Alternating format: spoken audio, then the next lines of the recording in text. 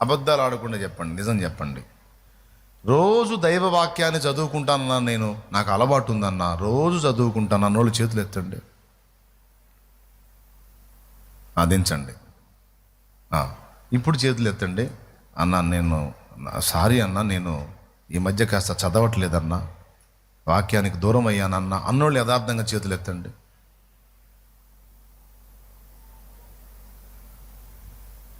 కదిలించండి చేతులు. అదిగో చూడండి, ఎంత దారుణం జరుగుతుంది, ఎంత దుర్మార్గం జరుగుతుందో చూడండి, ఎంత అన్యాయం జరుగుతుందో చూడండి. మరి ఇప్పుడు మీ శరీరం మిమ్మల్ని గెలవక మీరు శరీర సంబంధులు గాక ఆత్మ సంబంధులు ఎలా అవుతారు?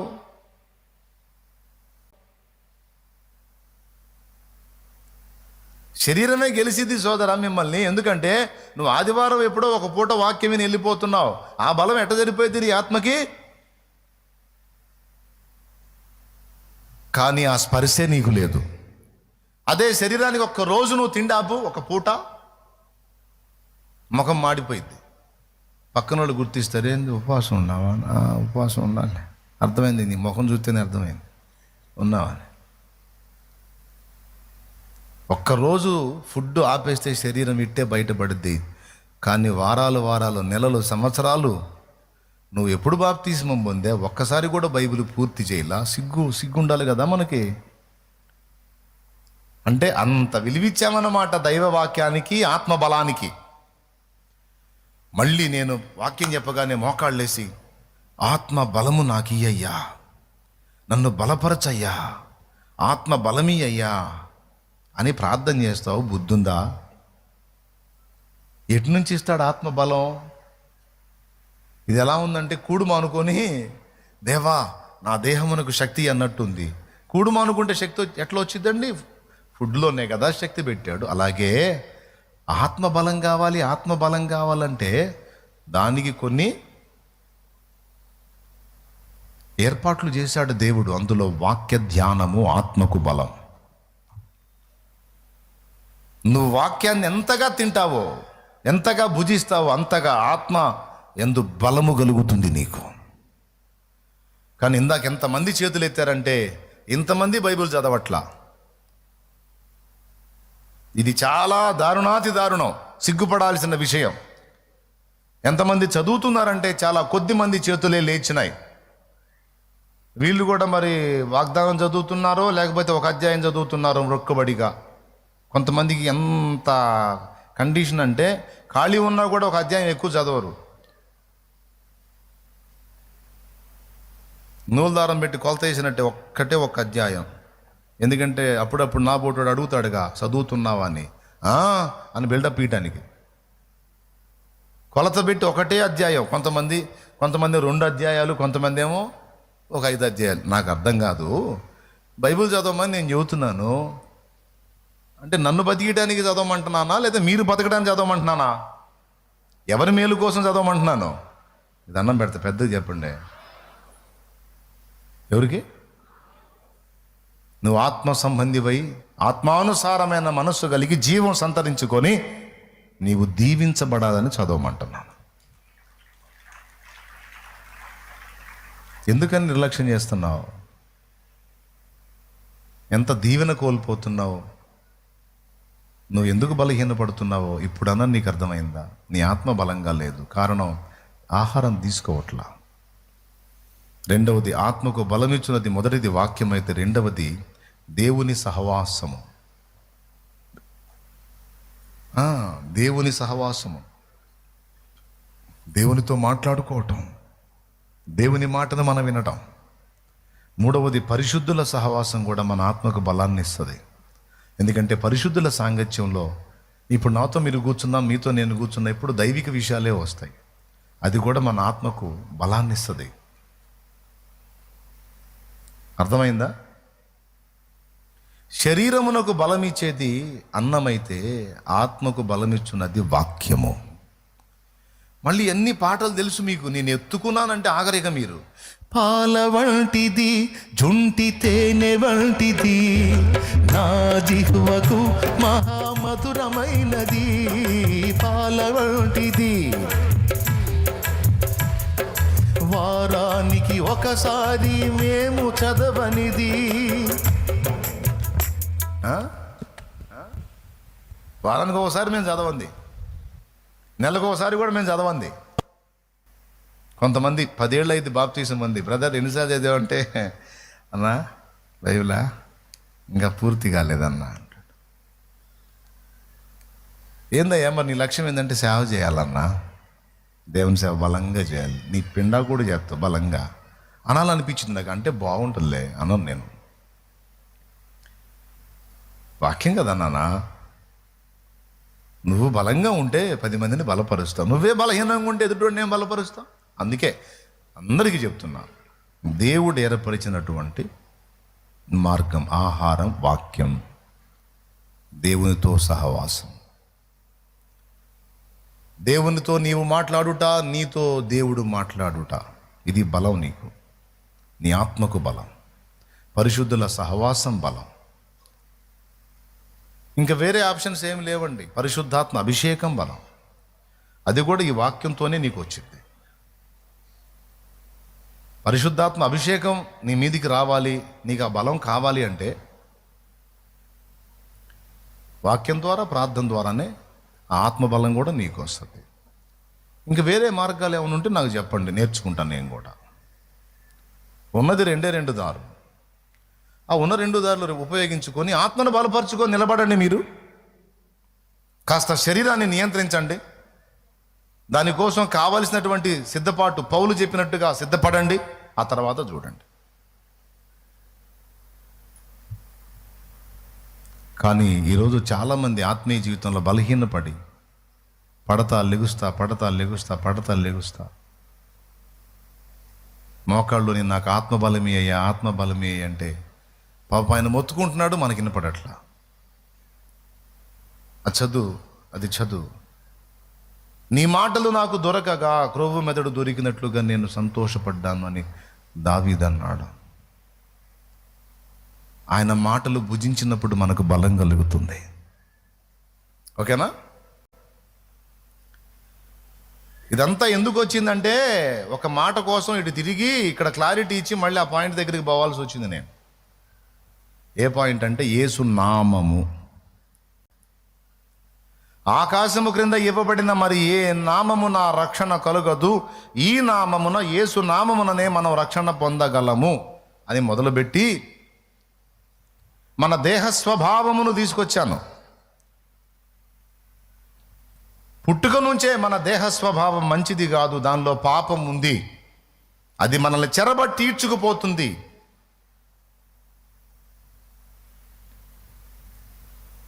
దాని నుంచి మనకు విజయం కావాలి. పౌలుకు అర్థమైంది, అయ్యో ఇట్టి మరణమునకు లోనగు శరీరము నుండి నన్ను ఎవడు విడిపించును. అప్పుడు 8వ అధ్యాయములో పరిశుద్ధాత్మ స్వరం వినబడుతుంది. అయితే 6వ అధ్యాయంలో బాప్తిస్మం, 7వ అధ్యాయంలో తిరిగి జన్మించిన తర్వాత మనస్సాక్షి పనిచేసినప్పుడు తన శరీరంలో ఉన్న పాపాన్ని గుర్తించడం, 8వ అధ్యాయంలో ఆత్మ నియమము పాప మరణ నియమముల నుండి నన్ను విడిపిస్తుంది అని పరిశుద్ధాత్మను గూర్చి మాట్లాడటం. బలహీనపడిన మన ఆత్మను దేవుడు తన ఆత్మతో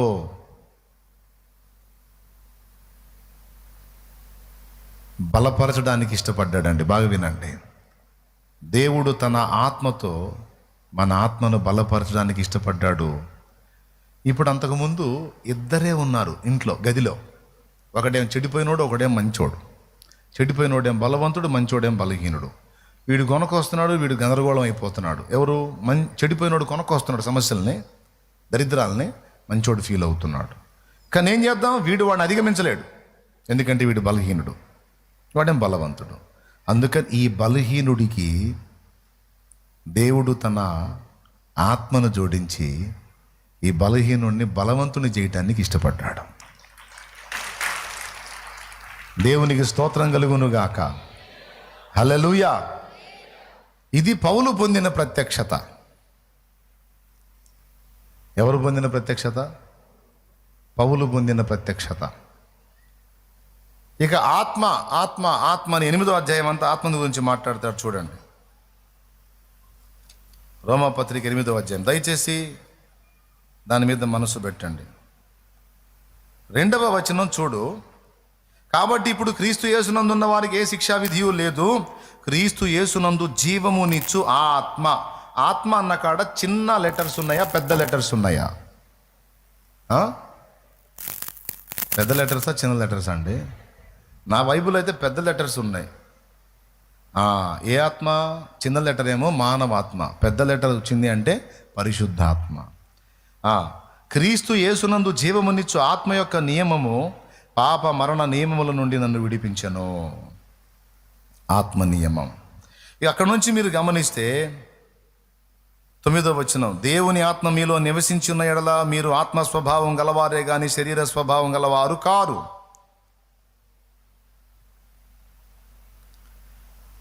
దేవుని ఆత్మ మీ యందు నివసించిన ఎడల మీరు ఆత్మ స్వభావం గలవారే గాని శరీర స్వభావం గలవారు కారు. అంటే పుట్టినోట్లో అన్నాడు, ఆత్మ యందున్న వారే గాని శరీరం అందున్న వారు కారు. కానీ ఫస్ట్ మనం ఏ స్వభావం గలవారం? శరీర స్వభావం గలవారం. ఆ స్వభావం ఏంటి? మూఢత్వం, మొండితనం, పాపం, నీచత్వం. ఇప్పుడు అంతకుముందు అదే స్వభావం మనల్ని ఏలింది కదా. ఇప్పుడు దేవుని ఆత్మ ఎంటర్ అయిన తర్వాత మనలో మరొక స్వభావం ప్రవేశించింది, అది ఆత్మ స్వభావం. దేవునికి స్తోత్రం కలుగును గాక. హల్లెలూయా. ఈ ఆత్మ స్వభావం ఎలా ప్రవేశించింది మనలోనికి? పరిశుద్ధాత్మ ద్వారా. ఆయన ఎలా ప్రవేశించాడు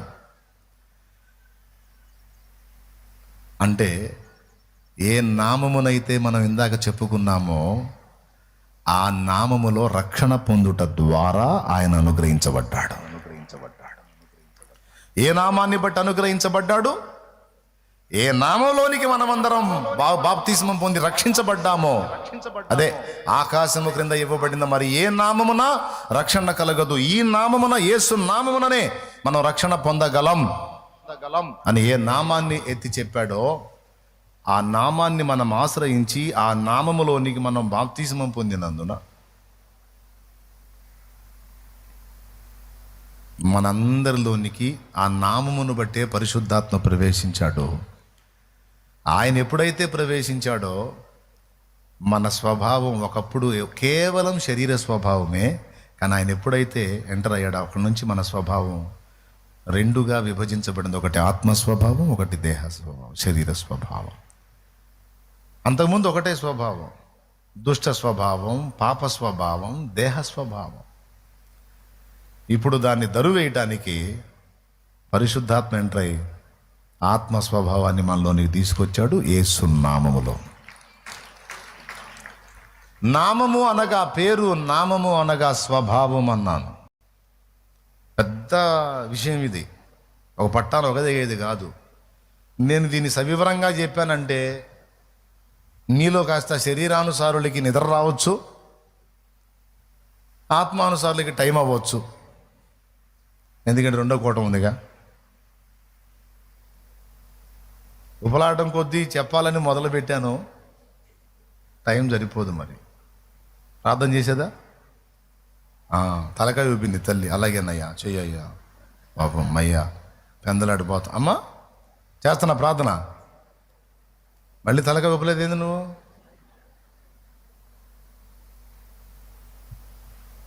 చేసేదా? ఏం చేద్దాం? ఏ పాయింట్ టచ్ అయినా అందులో మీకు ఉపయోగపడే విషయాలు ఉంటాయి. వాటిని వివరించకుండా ముందుకు వెళ్ళలేను. సరేలే. ఇక ఈ నామములో మనం చేయవలసినవి, మనకు లభించేవి టపీ టపీ టపీ 4 ముక్కలు చెప్పేసి ప్రార్థన చేస్తాను. ఇంకా ఓకేనా? నువ్వు ప్రార్థన చేయమన్నావు, నేను చేయను. చెప్పాలనుకున్న చెప్పిందాక చేస్తా. ఓకేనా? అందరు వినండి. నిజంగా మీకు అర్థమవుతుందని నేను చెప్పేది? ఎంతమందికి అర్థమవుతుంది? చేతులు ఎత్తితే కొంచెం నాకు కూడా ధైర్యంగా ఉంటుంది. ఏమన్నా కన్ఫ్యూజ్ చేస్తున్నారు మిమ్మల్ని ఏమన్నా? లేదు. యేసయ్య నామాన్ని మనం ఆశ్రయించకపోతే యేసు యొక్క ఆత్మ మనలోనికి ప్రవేశించకపోతే యేసు స్వభావమును మనం ధరించుకునుట అసంభవము. యేసు నామమును ధరించాలన్నాను, యేసు స్వభావాన్ని ధరించాలన్నాను. అక్కడ తిరిగింది మనకి టర్నింగ్. గుర్తుందా మీకు? యేసు నామాన్ని, యేసు స్వభావాన్ని. నామము అంటే గుర్తింపబడే పేరు మరియు స్వభావం. మన ముందున్న లక్ష్యం అదే. యేసు నామాన్ని ధరించాలి, యేసు స్వభావాన్ని కూడా ధరించాలి. ఎందుకు యేసు స్వభావం మనకు అవసరమైంది అంటే, అంతకుముందు మన దగ్గర ఉన్న స్వభావం ఏదో తేడా, అందుకే అది తొలగిపోవాలి, ఇది ఏర్పడాలి. యేసు స్వభావం అంటే దేవ స్వభావము, అందులో మనం పాలివారం కావాలి. అంటే అంతకుముందు మనకున్న స్వభావం దుష్ట స్వభావం, నీచ స్వభావం, పాప స్వభావం, చెడిపోయిన స్వభావం, మూఢ స్వభావం. మంచిదైతే అదే సరిపోద్ది, మంచిది కాదు కాబట్టే దేవ స్వభావం, యేసు స్వభావం మనకు అవసరమైంది. నామము అంటే పేరు మరియు స్వభావం. రక్షకుడు, ఆయన రక్షించువాడు. యాకోబు మోసం చేసే స్వభావం. నాబాలు మొరటు స్వభావం. నాబాల్ అంటే ఏంది? రాసుంటుంది పుట్టినోట్లో, మొరటు వాడు. వాని స్వభావానికి సంబంధించిన పేరు. యేసు నామమును, యేసు స్వభావాన్ని మనం ధరించుకోవాలంటే ముందు మనలో ఉన్న ఆ ప్రాచీన స్వభావం తొలగిపోవాలి. ఆ పనికి పూనుకొని పరిశుద్ధాత్మ మనలోనికి ప్రవేశించాడు. దేవునికి స్తోత్రం కలుగును గాక. ఏ నామంలో ప్రవేశించాడు? యేసు నామంలోనికి బాప్తిస్మం పొందిన మనమందరినీ కూడా చేతుల్లో పట్టుకున్నాడు ఆయన. పట్టుకొని, మిమ్మల్ని మీరు అప్పగించుకున్నారు కదా, ఇప్పుడు నేను మీకు స్వభావ మార్పిడి చేస్తాను అని పూనుకున్నాడు. సహజంగా పందికి ఓ స్వభావం ఉంటుంది. బురదగుంట కనపడితే దానికి మస్తు ఆనందం. స్వభావ సిద్ధంగా దాని జాతి లక్షణం అది. గొర్రెకు ఓ స్వభావం ఉంటుంది. గొర్రె బురదను ఎంజాయ్ చేసిద్దా? పోనీ బురదలోకి దిగటానికి ఇష్టపడిద్దా? అది కనపడితే జంపు చేస్తుంది, అది ఎగురుకుంటా పోయిద్ది. బురదలో పొరపాటును కూడా దిగదు. పిల్లి స్వభావం కూడా అంతే. పిల్లి తన బాడీ మీద మలినాన్ని ఉంచుకోదు. పిల్లిని అబ్జర్వ్ చేయండి, దాని లక్షణాలు కొన్ని డిఫరెంట్గా ఉంటాయి. ఇప్పుడు గొర్రె మరియు పిల్లి, ఈ రెండు ప్రత్యేకం. పంది తత్వం వేరు, దాని స్వభావం వేరు. బురదగుంట కనపడ్డప్పుడు దాన్ని ఆపలేం. ఎందుకంటే మనకేమో ఆ బురద వాసన దుర్గంధం, పందికేమో అదే సువాసన. ఒకడు చేశాడు, ఏం చేశాడంటే ఈ పందిని తీసుకెళ్ళి, సీమ పందిని ఒకదాన్ని, ఒక తెల్లదొర ఆ పని చేశాడంట. సీమ పందికి అచ్చంగా ఒక గది కట్టించి, అందులో దానికి ఏసీ పెట్టించి, దానికి రోజు సువాసనలు అలవాటు చేశాడు. ఒకరోజు 2 రోజులు కాదు, కొన్ని సంవత్సరాలు దాన్ని పెంచాడు. ఎందుకంటే ఛాలెంజ్ తీసుకున్నాడు, మనం దానికి ట్రైనింగ్ ఇస్తే దాని స్వభావాన్ని మార్చగలమని.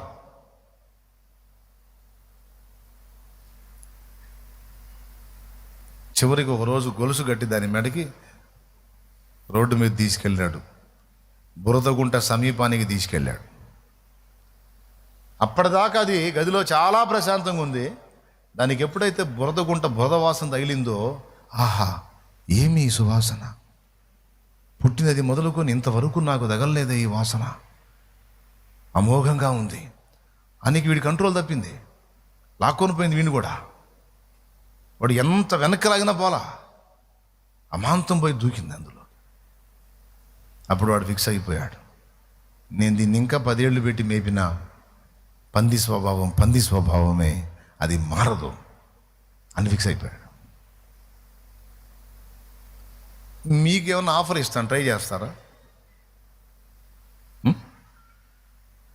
మారుస్తారా? కుదిరిద్దా? మరి ఇప్పుడు ఏం చేయాలా? దాని స్వభావం మారాలంటే కష్టం, పాసిబిలిటీ కాదు. కానీ లేకపోతే ఒక సర్జరీ చేస్తే అయింది. దాని స్వభావం మారాలంటే ఆ పందికి పంది గుండె తీసి గొర్రెపిల్ల గుండె వేయాలి. అప్పుడు ఆ లక్షణాలు మారిపోతాయి. కానీ ఆ సర్జరీ అయితే కష్టం. కానీ దేవునికి సాధ్యం. అది మనిషి విషయంలో అలా చేశాడు. అలా చేయటానికి మనిషికి సాధ్యమైంది. ఎందుకంటే మనిషి 3 భాగాలు: ప్రాణ, ఆత్మ, శరీరము.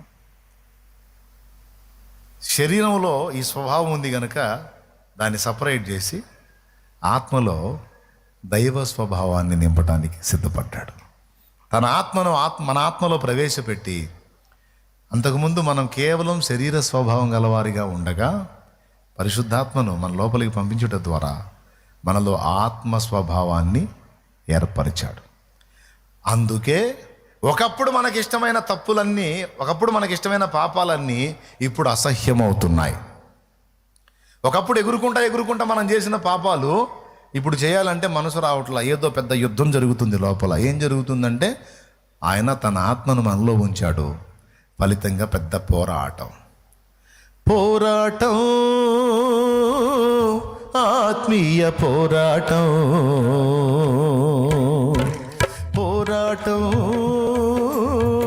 ఆత్మీయ పోరాటం. చివరి శ్వాస వరకు ఈ పోరాటం ఆగదు, ఆగిపో. యేసుక్రీస్తు నామమందు మనకు లభించినది ఏమిటి అంటే, మొట్టమొదటిది ఆత్మకు రక్షణ లభించింది.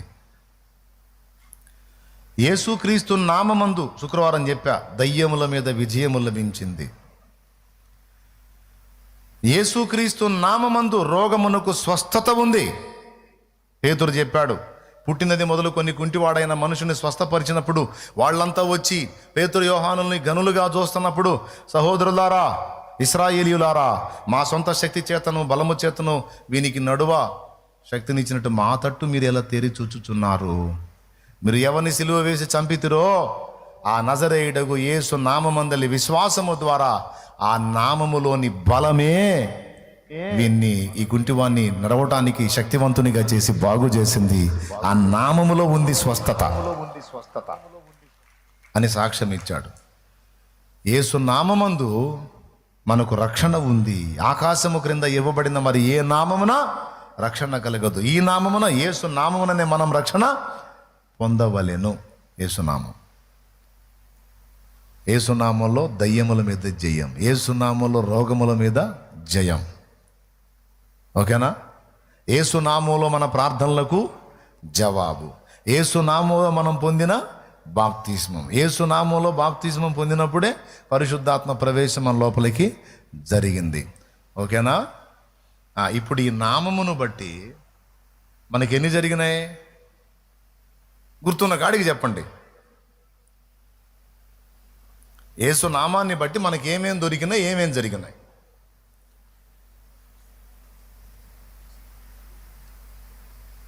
అయిపోయిందా? ఓపిక అయిపోయిందా? ఇప్పుడేగా చెప్పాను, యేసునామంలో రక్షణ, యేసునామంలో స్వస్థత, యేసునామంలో దయ్యాల మీద జయము, యేసునామంలోనే మన ప్రార్థనకు జవాబు, యేసునామంలోనే మనం తండ్రి ముందు ఆమోదించబడతాం.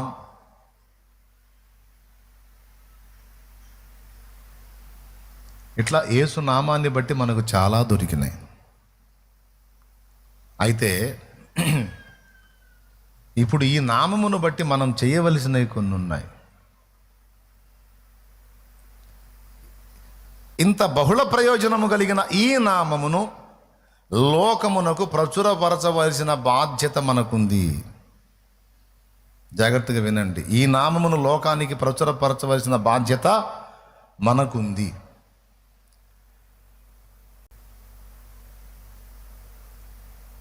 హోటల్లోకి వెళ్ళి కూర్చున్నాను అనుకో, నేను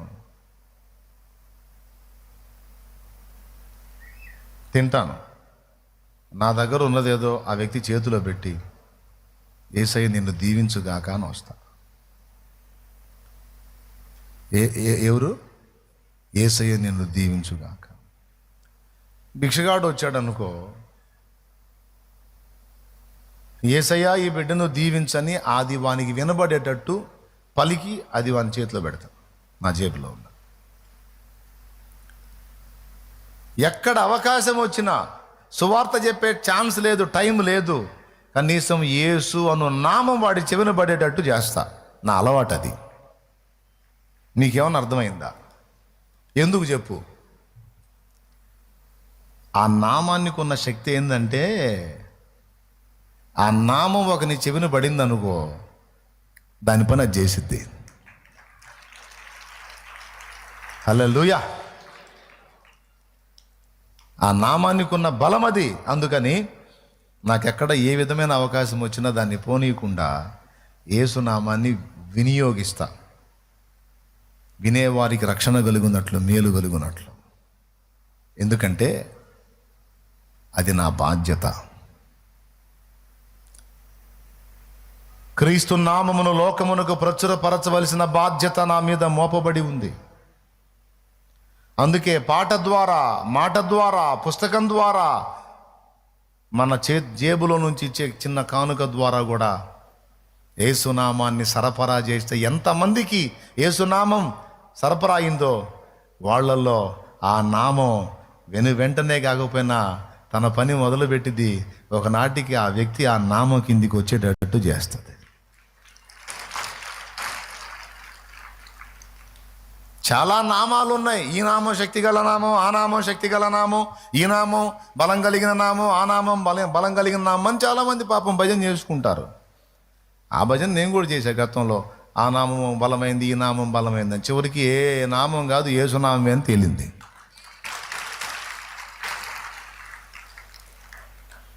ఏమండి? ఏ నామం?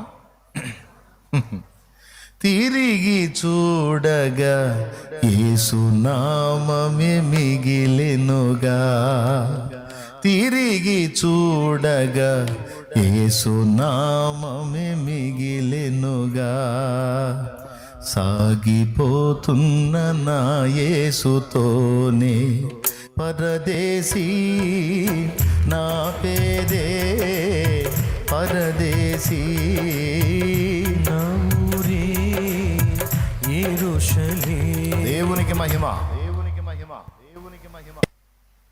యేసు నామంలోనే అన్నీ జరిగినాయి కదా, మనకి అన్నీ పొందుకుంటాం. కనుక పొందగోరినప్పుడు యేసు నామాన్ని వినియోగించడం మానొద్దు.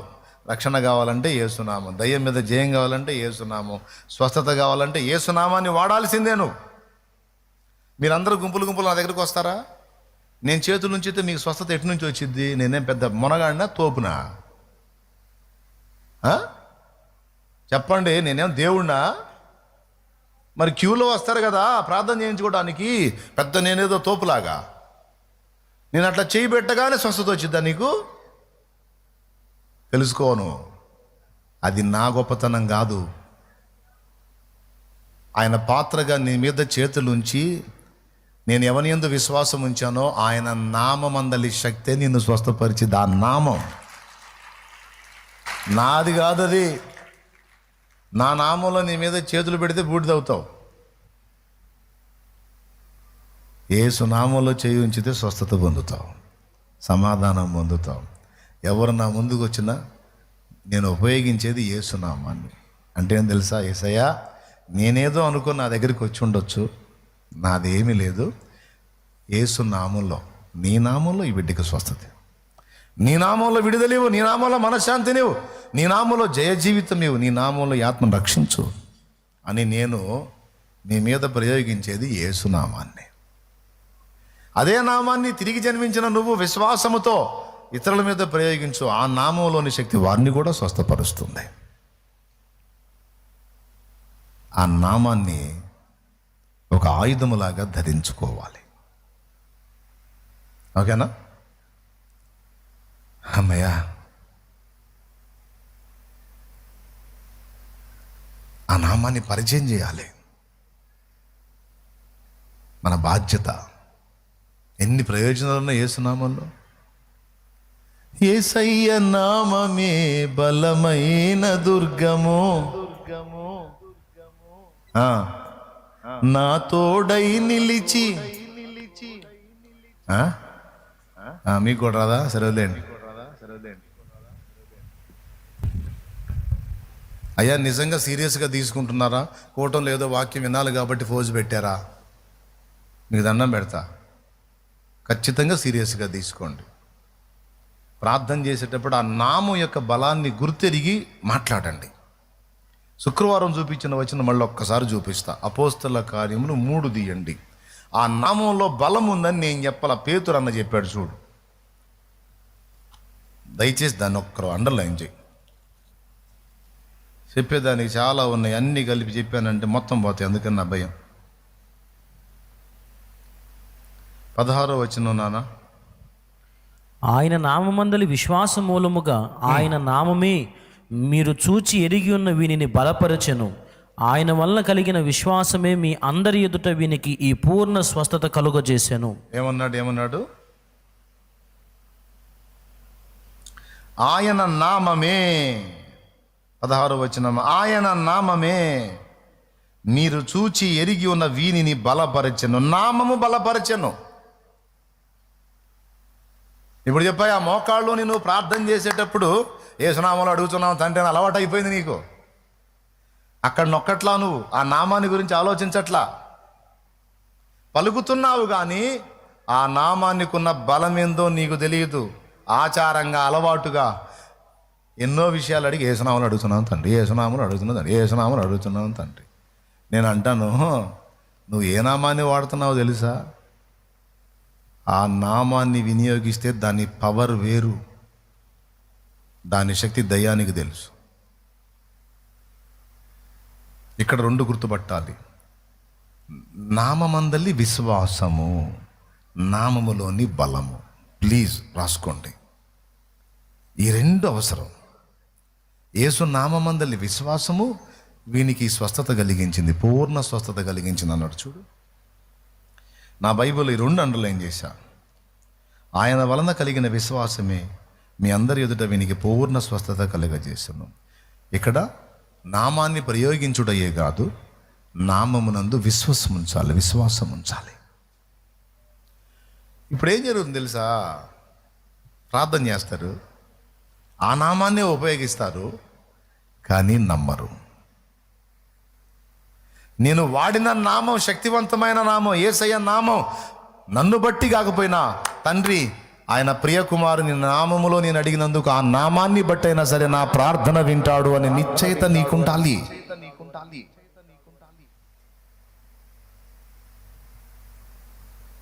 ఆ నామంలో స్వస్థత, ఆ నామంలో బలం, ఆ నామంలో విడుదల, ఆ నామంలో దయ్యాలకు వణుకు. ఇప్పుడు 3 సార్లు చెప్పా, ఆ నామంలో ఉన్న గొప్పతనం అర్థమైందా? రైట్. ఇప్పుడు 2వ మాట చెప్తున్నాం. మరి ఆ నామం నిమిత్తం మనం ఏం చేయాలి?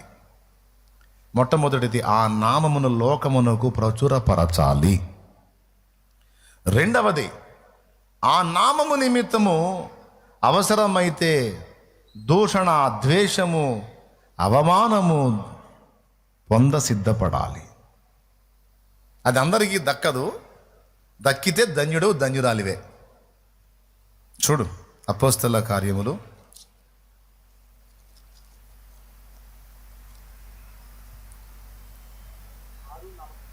5వ అధ్యాయము 41వ వచనం చదువు. 40వ వచనం నుంచి చదువు నాన్న.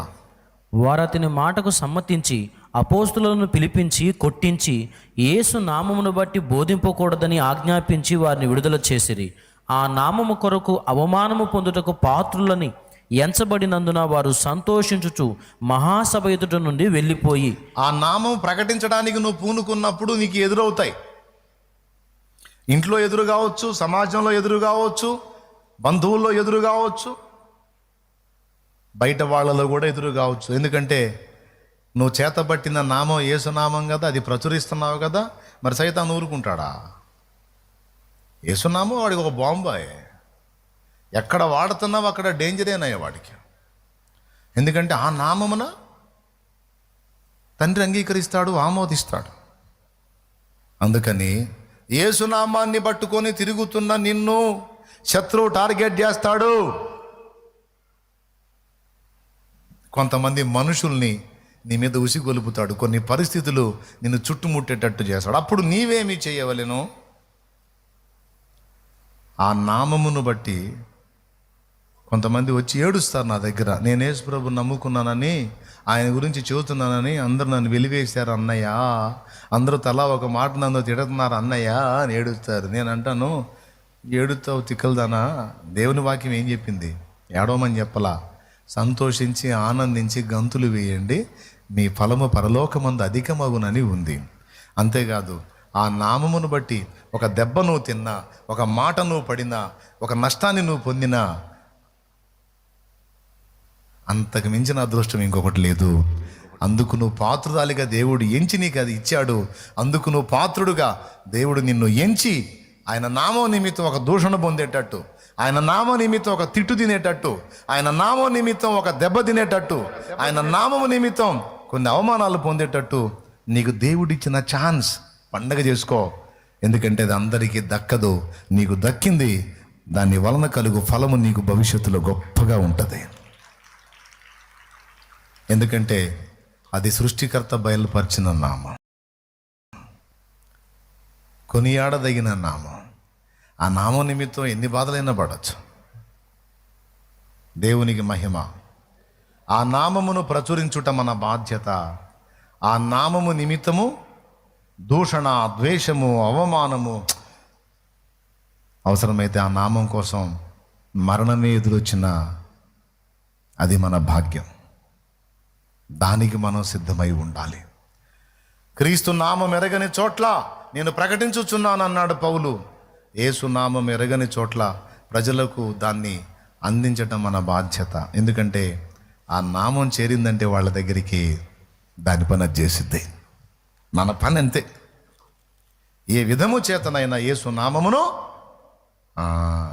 ఆ నామం నిమిత్తం ఎంతటి త్యాగానికైనా పూనుకోవాలి. మూడవది, కేవలం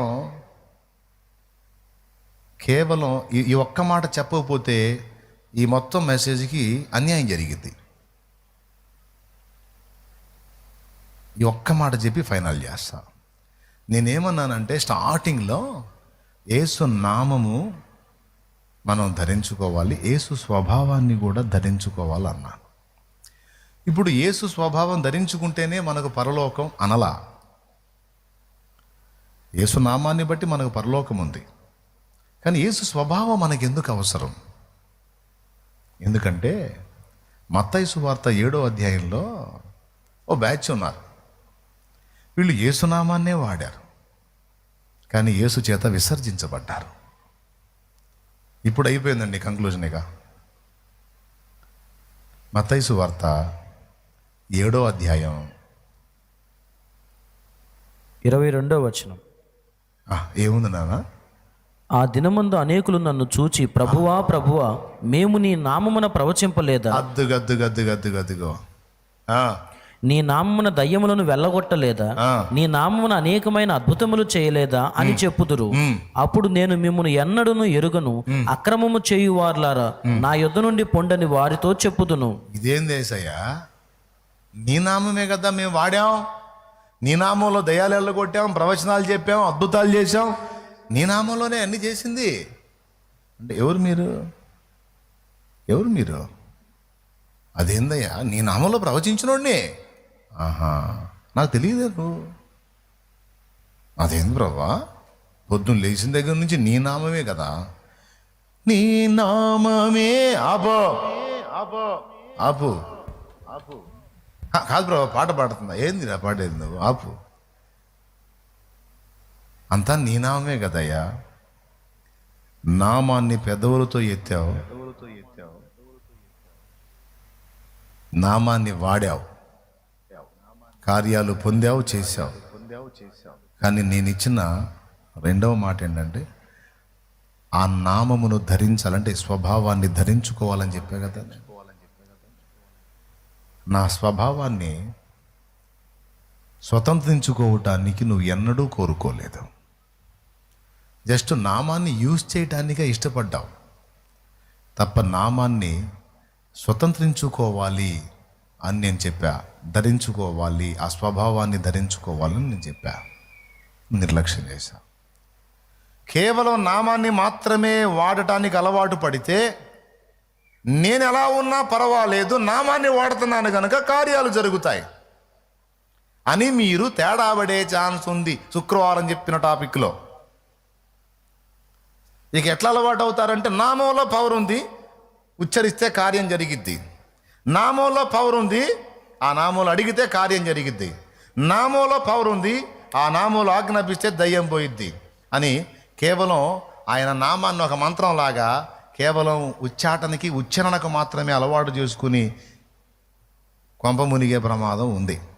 అందుకే నేను అంతటితో ఆగిపోకుండా నామమును కేవలం ఉచ్చరించుటయే కాదు, ఆ నామము అనగా ఆ స్వభావాన్ని ధరించుకోవడానికి కూడా మనల్ని మనం సిద్ధపరచుకోవాలి. నా స్వరము వినును, నేను వాటిని ఎరుగుదును అన్నాడు. నా గొర్రెలను నేను ఎరుగుదును. ఎట్లా? నాకు పందులేవో తెలుసు, గొర్రెలేవో కూడా తెలుసు. అందులో నా గొర్రెలు నాకు బాగా తెలుసు. ఎట్లా తెలుసు అంటే, నా గొర్రెలు నా స్వరము విని దాని చొప్పున నడవటానికి తమ్మును తాము ఎల్లప్పుడూ సిద్ధంగా ఉంచుకుంటాయి. ఇక్కడ యేసయ్య అంటున్నాడు, నా పిల్లలు ఎవరో నాకు తెలుసు. నా పిల్లలు నా స్వభావాన్ని ప్రేమిస్తారు, ఆ స్వభావాన్ని తమయందు కలిగి ఉండటానికి ఆశపడ్డారు. పరిశుద్ధాత్మ మనకి ఎందుకు వచ్చాడమ్మా? ఎందుకు వచ్చాడో తెలుసా? తీతు పత్రిక 2వ అధ్యాయం అయిపోయింది. ఇక నేను ప్రార్థన చేస్తున్నాను. ఏమేమో పెద్దది పొరపాటున కదిలిచ్చినట్టున్నాను. 3వ అధ్యాయం అమ్మ, తీతు పత్రిక 3:5 వచనం. మనము నీతిని అనుసరించి చేసిన క్రియల మూలముగా కాక తన కనికరము చొప్పుననే పునర్జన్మ సంబంధమైన స్నానము ద్వారాను పరిశుద్ధాత్మ మనకు నూతన స్వభావము కలుగజేయుట ద్వారాను మనలను రక్షించేది. అద్దుగో పరిశుద్ధాత్మ మనకు నూతన స్వభావం కలుగజేయటానికి వచ్చాడట. ఎవరిదో ఆ నూతన స్వభావం? మన ప్రాచీన స్వభావం అయితే ఉందాక చెప్పాను, శరీర స్వభావం, దుష్ట స్వభావం, పాప స్వభావం, చండాల స్వభావం. అది మన బాల్యం నుంచి అదే దరిద్రం అనుకోండి. మరి ఇప్పుడు పరిశుద్ధాత్మ మన లోపలికి ఎంటర్ అయ్యాడు యేసునామంలో. ఎందుకంటే స్వభావాన్ని కలిగించడానికంట. ఏమిటి ఆ నూతన స్వభావము అంటే, పేతురు పత్రికలో పేతురు అన్నాడు దైవ స్వభావము అని. ఇక్కడ దేవుడు మనతో మాట్లాడుతున్నాడు యేసు స్వభావము. దేవుడెవరు? యేసు.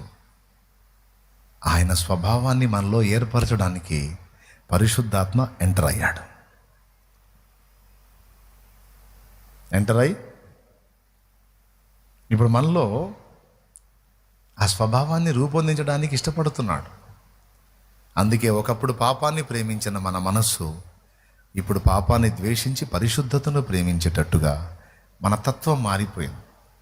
ఒక భక్తుడు ఏడుస్తూ పాడుతున్నాడు, ఎక్కలేని ఎత్తైన కొండ ఎక్కించుము నన్ను పరిశుద్ధ కొండ, ఎక్కలేని ఎత్తైన కొండ ఎక్కించుము నన్ను పరిశుద్ధ కొండ, చక్కని ప్రభు నీ మోము చూడా, చక్కని ప్రభు నీ మోము చూడ, నీ కొరకేనే వెదకేను దేవా, నాకొకసారి కనిపించరావా, నీ కొరకేనే వెదకేను దేవా, నాకొకసారి కనిపించరావా, ప్రభు మొర వినవా, ప్రభు మొర వినవా, నీ కొరకేనే వెదకేను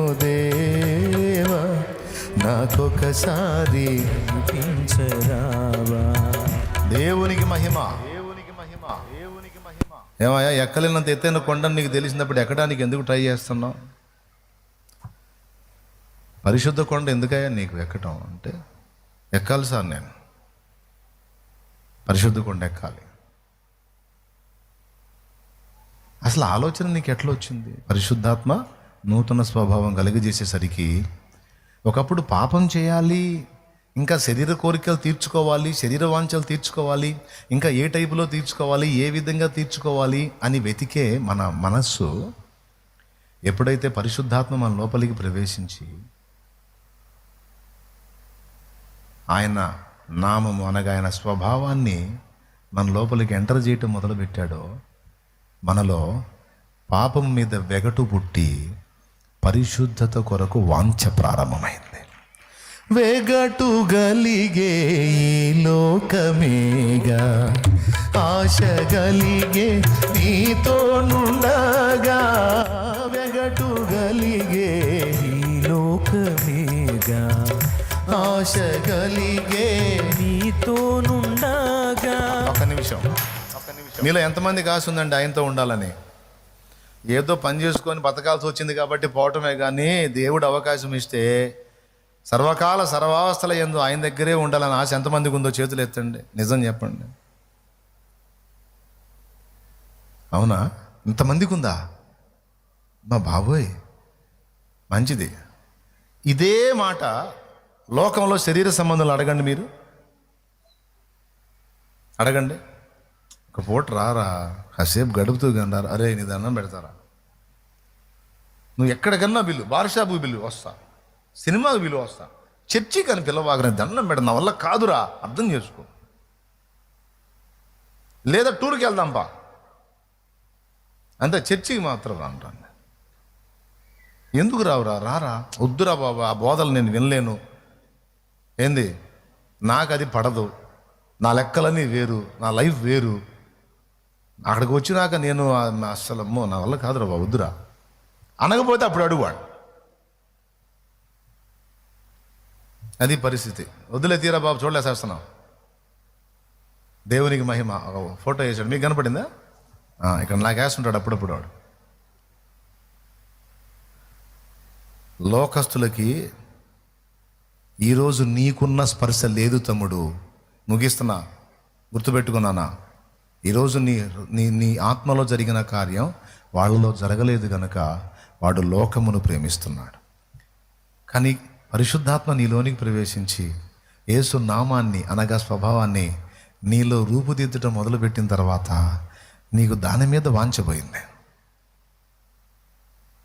వాంఛపోయి యేసయ్య మీద మమత కలిగింది, యేసయ్య తత్వం మీద మమత కలిగింది. యేసయ్యతో ఉండాలి, యేసులాగా ఉండాలి.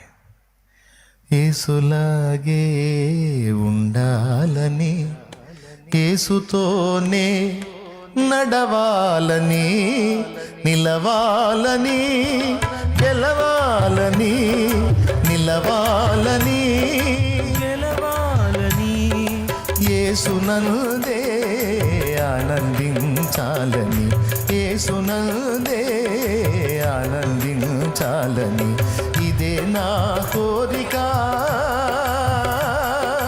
నవజీవన రాగమాలిక,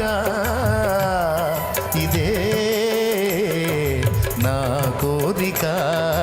నవజీవన రాగమాలిక, నవజీవన రాగమాలిక. ఆగు, ఏం కోరిక? ఎట్లా? యేసులాగే, యేసుతో. ఈ కోరిక లోకస్తులకు ఉంటుందా? మరి నీకెందుకుంది? వాళ్ళు మనిషివే, నువ్వు మనిషివే. ఇదేంది నీ కోరిక విచిత్రంగా ఉంది? ఏంది? ఆస్తులు వద్దా? ఇదిగో నిజం చెప్పు, వద్దా? అంతస్తులు, డబ్బు, సుఖాలు, ఇగో చెప్పు, ఆమె ప్రార్థన చేస్తా. సుఖాలు వద్దా? మరి అప్పులు తీరాలా? అప్పులు తీరాలి. ఎందుకంటే అది కూడా ఎందుకు తెలుసా? మీరు ఎవరికిని అచ్చి ఉండొద్దని నా యేసయ్య చెప్పాడు గనుక ఒకడు నన్ను అనకూడదు, నన్ను బట్టి నా ప్రభునామాన్ని దూషించకూడదు. అందుకే అప్పుల కోసం కూడా నేను ప్రార్థన చేసేది. ఎందుకంటే అన్నా శాలేమన్నా అప్పులు పోవాలని ఎందుకు చేస్తున్నానంటే, యేసుప్రభు నమ్ముకున్నావు, దేవుని బిడ్డను అంటున్నావు, మా డబ్బులు ఎగ్గొడతావా అని వాడు అంటాడు. నా యేసయ్య నామం దూషించబడిద్ది, అందుకు తీర్చాలంటున్నాను. లోకాన్ని అనుభవించాలని నాకు లేదన్నా. ఈ భోగాలు అనుభవించాలి, సుఖపడాలి, ఏదో పొందాలని లేదన్నా.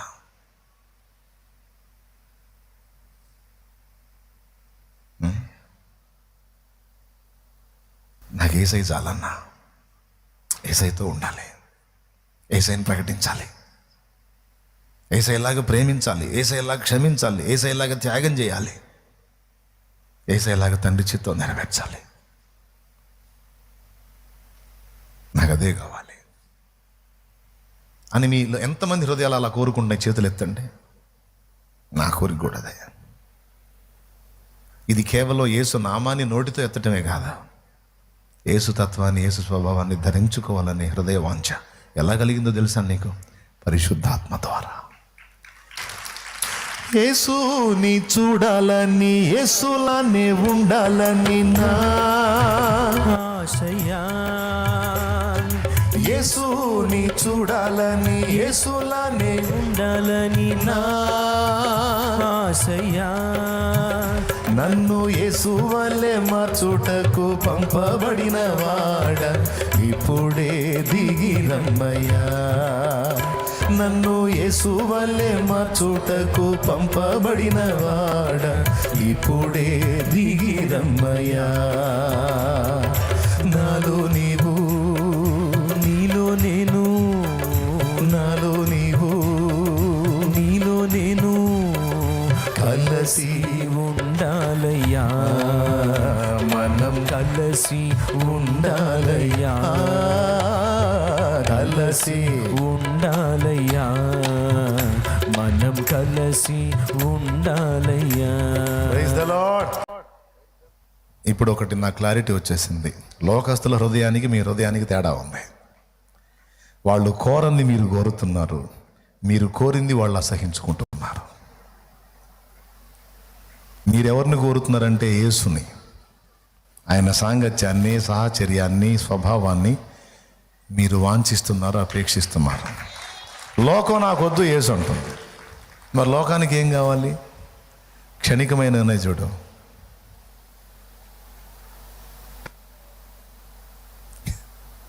అవి కావాలి. ఇక్కడ కూర్చున్న మీలో ఇంకా ఎవరైనా ఆ టైప్ ఆఫ్ మైండ్ కలిగి ఉంటే మీలో ఇంకా పరిశుద్ధాత్మ కార్యం జరగలేదు. పరిశుద్ధాత్మ ప్రవేశం నీలోనికి జరిగి పరిశుద్ధాత్మ నీకు నూతన స్వభావాన్ని, అదే యేసు స్వభావాన్ని కలిగిస్తే నీ ఆత్మ, నీ ప్రాణం, దేహం యేసు వైపుకే ఆకర్షించబడతాయి. దీనిని అన్నాడు కరడు కరడును పిలుచుచున్నదని. దేవునికి స్తోత్రం కలుగును గాక. అర్థమైందా? కరడు కరడును పిలుస్తుంది. యేసయ్య ఉన్నాడు, మనలో ఆయన స్వభావం ఏర్పడినప్పుడు ఆ కరడు ఈ కరడును పిలుస్తుంది. కరడు అంటే అల, ఆయన ఒక అల. ఆయన స్వభావం మనలో ఏర్పడితే మనం తరచుగా అటే లాగబడతాం. ఆ అలను పిలిచిద్ది, యేసు మనల్ని పిలుస్తాడు. అందుకే ఇంక రెండోది పట్టదు, ఇంకా ఏది రుచించదు, ఏది ఇంపుగా అనిపించదు, ఏది గొప్పగా అనిపించదు. పెద్ద పదవి కలిగి ఒకటి కనపడితే ఏడిసేడు ఈడి పదవి ఎన్ని రోజులు ఉంటుంది అనిపిస్తుంది. పెద్ద బిల్డింగ్ కట్టి మొత్తం ఎన్ని కోట్లు అయింది అంటే ఈడి బిల్డింగు, ఒక రోజుకి ఈ భూమి ఉండదు, నిద్రమోహం ఒకటి. దీన్ని చూసి ఏం మురిసిపోతున్నాడు, ఇంతసేటు ఎగిరెగిరి కట్టాడు, చివరికి ఈడు ఉంటాడు ఆ పిచ్చివాడు అనిపిస్తుంది నాకు. మరి మీకేమనిపించుద్దాయేమో? మీకు అంతేనా? అంటే మనకు లేదని కాదు, కొన్నిసార్లు లేదు కాబట్టి అలా అనుకోవటం కాదు, ఉన్నా కూడా అలానే అనిపించింది. కారులో కూర్చుంటాం, మంది కాదు. ఇంట్లో ఉంటాం, మంది కాదు. ఎక్కడున్నా సరే నాది కాదు, ఇది నాది కాదు, ఇది నాది కాదు, ఇది నాది. మరి ఏది నీది? యేసు నామమే. బాబు, పాపా, బాబు పాప తిన్నానా, తిన్నమ్మా. పెరిగారు, పెద్దయ్యారు, పెళ్ళిళ్ళు అయినాయి. ఆమెకి భర్త, ఈయనకు భార్య. ఇంకా బాబు అంటే ఏంది నీ సోదా, పాప అంటే ఏంది నీ శోభ. ఏందమ్మా నా ప్రేమమ్మా, తట్టుకోలేకపోతున్నాం, ఆపమ్మా.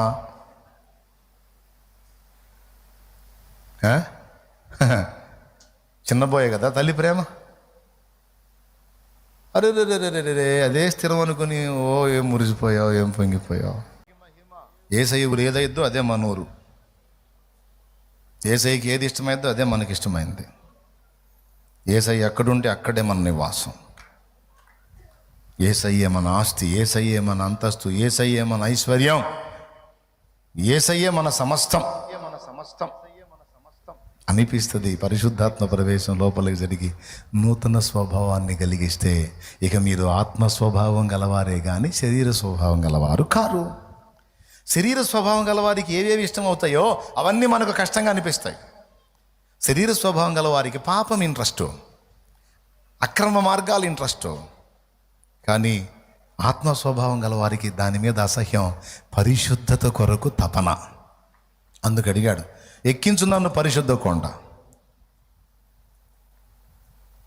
పరిశుద్ధంగా ఉండాలయ్యా, అన్నిట్లో పరిశుద్ధంగా ఉండాలి. అట్లా ఓకేనా? ఇప్పుడు చెప్పండి, కేవలం నోట్లో యేసు నామమేనా, హృదయంలో యేసు స్వభావమా? ఒకవేళ హృదయంలో యేసు స్వభావం రూపుదిద్దుకోకుండా కేవలం నోట్లో యేసు నామం మాత్రమే ఉంటే ఆ నామాన్ని బట్టి, అందులో శక్తిని బట్టి కార్యాలు జరగవచ్చు. అంత మాత్రాన నువ్వు ఏదో అని ఫీల్ అవ్వద్దు. స్వభావం ముఖ్యం, లోపల యేసు తత్వం ముఖ్యం. దాన్ని బట్టి గుర్తుపడతాడు. అర్థమైందా? నువ్వు నావాడివా, అట్లయితే నా తత్వం ఏది నీ దగ్గర అంటాడు.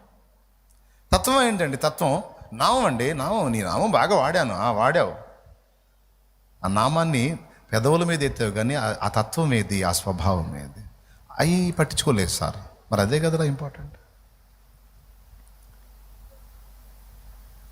ఈరోజు తెలుసుకున్నారు కనుక గుర్తుపెట్టుకోండి, యేసు నామాన్ని పెదవుల మీద ధరించితే కార్యాలు జరుగుతాయి, జరగవని కాదు.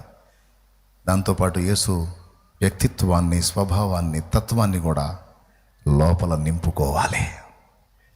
దాన్ని మనం సాధన చేసినప్పుడు